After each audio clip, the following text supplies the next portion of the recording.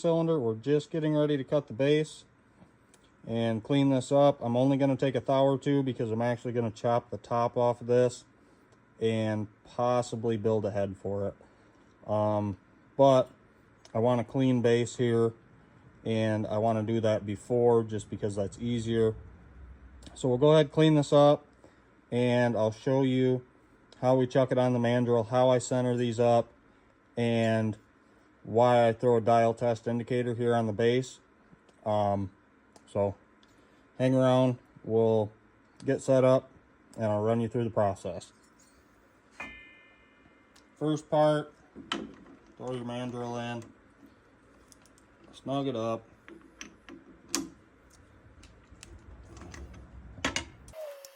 Find our high spot.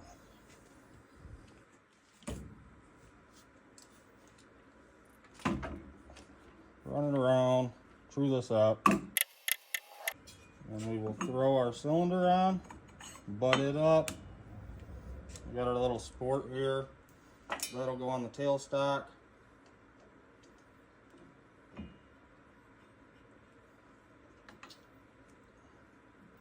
Lock that down, snug it up. We'll leave our barrel just slightly snug for now. We'll set up our dial test indicator. Hopefully you can see that.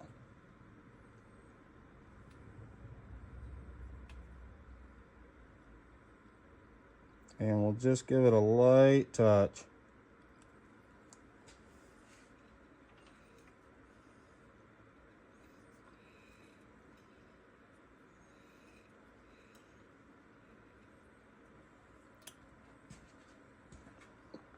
Go ahead and zoom in so you can see what's happening here. So you don't want too much touch, because if you have too much, it's going to fall into this port, and all it does is knock your indicator around even more. So just bring it in, light touch. Let me zero it out for you guys. But light touch, roll this around. We got 16 and we got 20. So we're high here. What I'm going to do is I'm going to bop this mandrel. Now I'll run this over to 0 so you can see. Right there.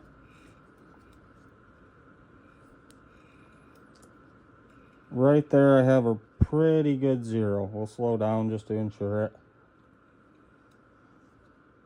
That's a really good 0. Make sure my tailstock's tight, tighten the barrel. Check again.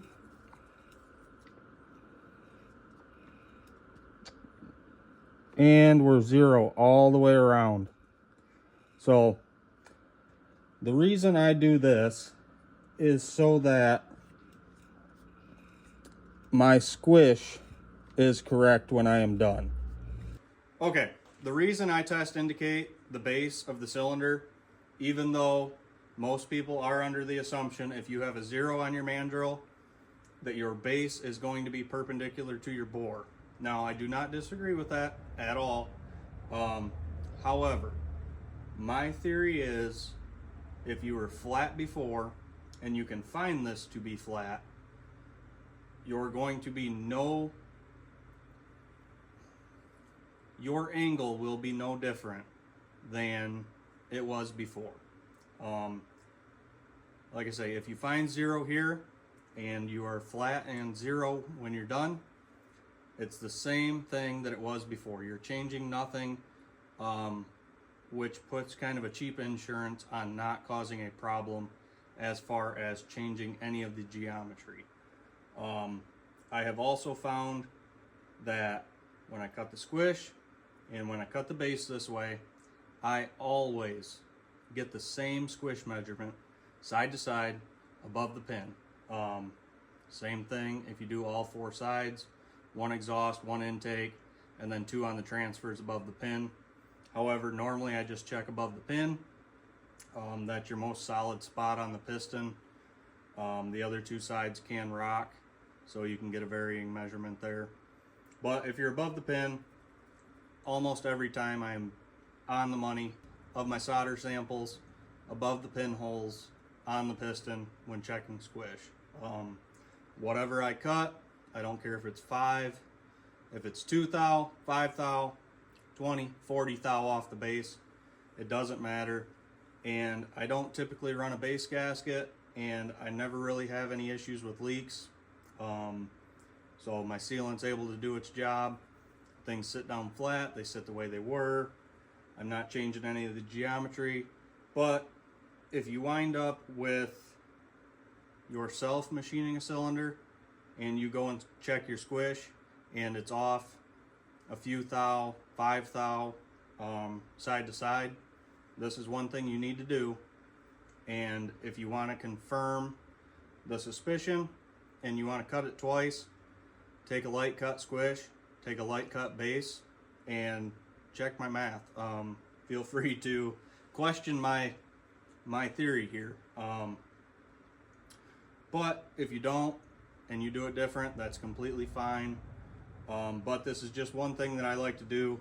The plastic works really well for this, and the plastic does not move as far as being held in the chuck. It's butted up against the face of the chuck. Now it gave me that 2 to 4 thou of movement. But we've got the tailstock butted up. It's holding pressure against the chuck. The cylinder is tight. I'm moving the chuck right there. We can go through, check again, even after I just moved it by hand. Not going anywhere. So this is the way I like to do it. Like I say, indicators, they test your math, they test your theories. If you were flat before and you're flat after on the same plane, you're changing none of the geometry across the cylinder, the piston, the rod, the way everything's moving up and down. You didn't have problems before, you won't have problems after. Like I say, if you have any questions, just let me know. I'll do my best to explain. However, sometimes when I explain through a comment, I don't get it all out correctly. But if there's questions after that, just let me know. I will comment and answer questions. But that's typically how I do it. Like I say, I'm just going to make a slight cut here. When I get another cylinder down the road, I will set it up, cut the squish, cut the base, and do a all-in-one take squish measurement. I don't even have the saw down right now. Like I say, I'm probably going to chop the head off this one and just make this one a practice head saw, if you will. But for now, we'll go ahead, we'll pull our indicator, get my speed set where I want them. We'll take a light cut, and we'll also come in, trim the extension just a little bit. You want to come in, run your tool in, and make sure that your cylinder is going to clear everything. Here's me cutting the deepest part, just imaginary, we're clearance. Then you want to come over to your base, just off of it, run all the way out, and make sure that you are clearing all 4 corners. Nothing worse than getting set up and having not enough travel on the way back to get off of your part. Same thing, you're in a different location now, so run in close to your extension, roll it around, make sure the cylinder's not going to hit anything. This lathe being a 10 by 24, 10-inch swing, 24 inches long, my carriage does get, it's shallow. I'm just going to say it that way. So sometimes I will flip my tool post around, run this over, and run my tool on the opposite side. The cylinder is free floating, clearanced everywhere here, and never going to be a problem. However, the 372 cylinder is fine for doing it this way. So let me go ahead and change my belt. Change my belt around here, get my speed set back up where I want it. And over here, I just have a magnet back indicator. Set that on the ways, and that's what I'm going to read as far as how much I'm taking off. I'll come in touch, zero the indicator, and then every step I make over, I will be able to see how much I've taken off. That keeps track of my math versus using the dial here.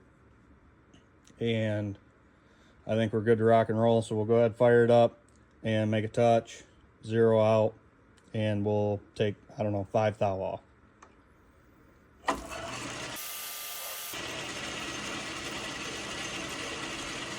Real light touch off. Now you can use. Well, put your glasses back on. What? Did you come out to work? No. No. These are toys. Those are toys. Yeah. Little dude said hi real quick, so we'll get started again. Now, when I get to the extension here, I'm just going to go in, I don't know, 10 thou, 5 thou, and make sure that I'm past any sort of the radius. We'll dig in real slow.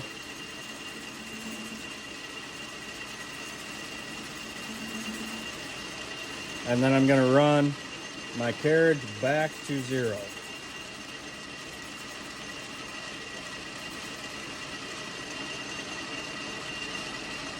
Back it off.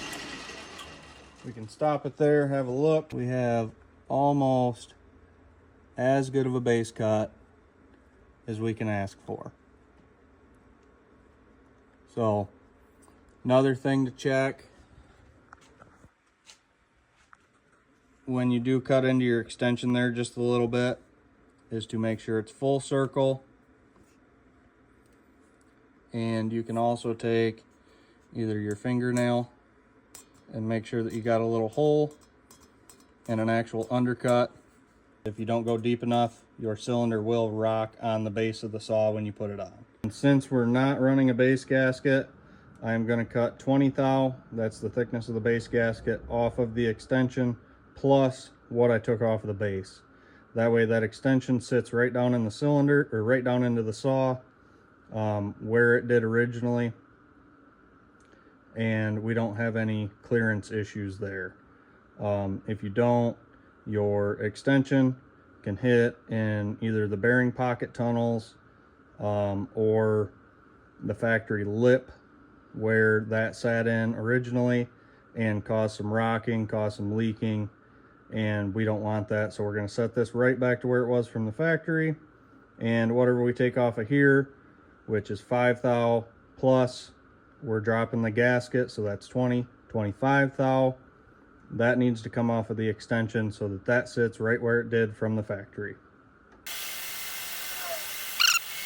Once you get in towards your plating, just slow on down, go real slow. Some of them like to get pretty chippy, and if you slow down, that seems to help a bit. But if it chips, we'll go back through with a diamond burr, chamfer that, and polish it with a little sandpaper, and that'll clean that up quite a bit.